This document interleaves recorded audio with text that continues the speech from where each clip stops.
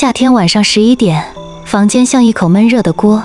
小林按下空调遥控器，机器响了，吹出来的却还是热风，额头上的汗一滴一滴往下掉。他赶紧给房东发消息：房东您好，您能修空调吗？他昨天突然不制冷了。房东很快回复：能，明天下午我过去。小林一下松了口气，以为救星来了。第二天下午，房东打开空调看了半天，最后他有点尴尬地说：这个我不会修，但我能帮你联系师傅。小林愣住了，您不是说能修吗？一个能让两个人听出了完全不同的意思。租房维修误会案现在开始，先打开本案档案，案件关键词有2个：会、能。会常常把镜头对准技能，你学过、练过，所以知道怎么做。能常常把镜头对准条件，你有没有时间、工具、许可，或者身体条件。同样是修空调，关注点一换，意思就变了。要注意，您能修空调吗？不一定是错句，但在真实对话里，它很容易听成一个请求：您能不能帮我修？如果你只想问技术，会更清楚。第一条线索藏在你期待的答案里。你问：您会修空调吗？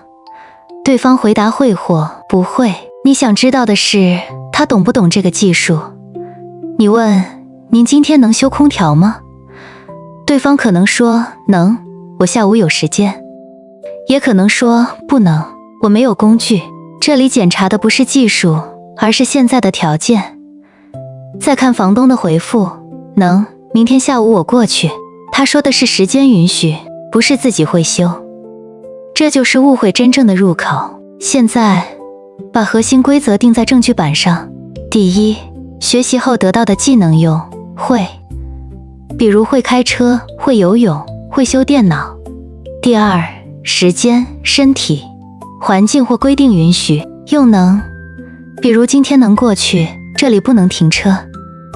第三，能吗？对着别人说时，常常带有请求的感觉，所以问技能要用会，请别人行动多半用能。现在看证据板例句，先看会，重点是一个人有没有学过，知不知道怎么做。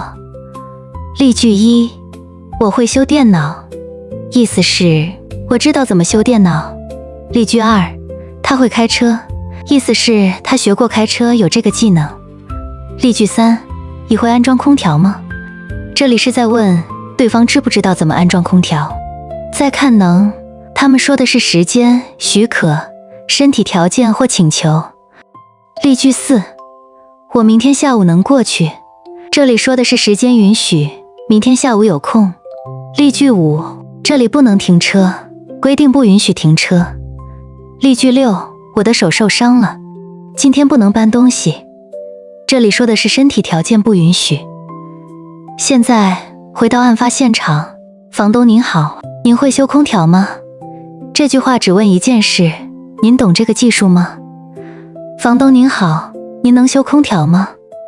这句话在聊天里更像：您能不能来帮我处理？所以房东回答能，明天下午过去，完全合理。最清楚的说法可以把2个词都用上。房东您好，您会修空调吗？如果不会，您能帮我联系维修师傅吗？一问技能，一提请求，误会立刻消失。这个错误常常来自英文里的看，一个看，中文里可能要换成会，也可能要换成能。如果直接1对1翻译，案件就容易发生。比如，一个人从来没有学过游泳，他说我不能游泳，别人可能以为他今天身体不允许，想表达没有这项技能，应该说我不会游泳。再比如，你的脚受伤了，这是不是不会游泳，而是今天不能游泳。还有这里不会拍照也不自然，如果规定不允许，应该说这里不能拍照。以后遇到能和会，先问3个问题。第一，这件事需要学习和练习吗？需要就先考虑会。第二，现在有没有时间、体力、工具或许可？在检查条件就先考虑能。第三，我是在问技术，还是在请对方行动？问技术用会更清楚，请对方帮忙用能吗？更自然。最后再看完整场景，不要只盯着一个动词。现在轮到你来判断，请大家暂停视频，用能或会填空。好了吗？现在我们来公布答案。本案的真相已经清楚了，会强调学过以后掌握的技能，能强调现在的条件、许可或者对别人的请求。所以只想问房东懂不懂维修。要说您会修空调吗？想请房东处理问题，可以说您能帮我联系师傅吗？记住一句判断口诀：技术看会，条件和请求看能。最后给你一个评论区挑战，我会说中文和我能说中文，哪一句更强调语言能力？答案藏在今天的规则里，把你的回答留在评论区。今天的租房维修误会案成功破解，下次开口前先看看你问的是技能还是条件。一个词换对了，沟通就不会再绕圈。找到错误，修正句子，说得更像中文。我们下一个案件见。